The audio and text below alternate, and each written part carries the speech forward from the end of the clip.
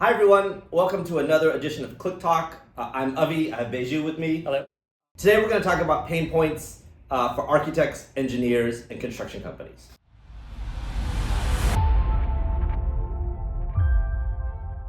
Baiju and I were recently at a conference in Florida where we met with other MSPs.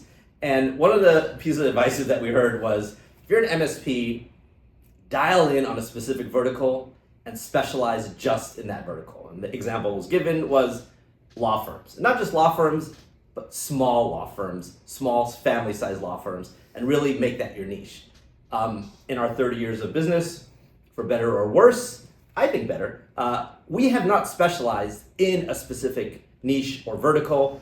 We have serviced every customer that has come before us, whether that's, in this example, AEC, or manufacturing, or professional services, or retail.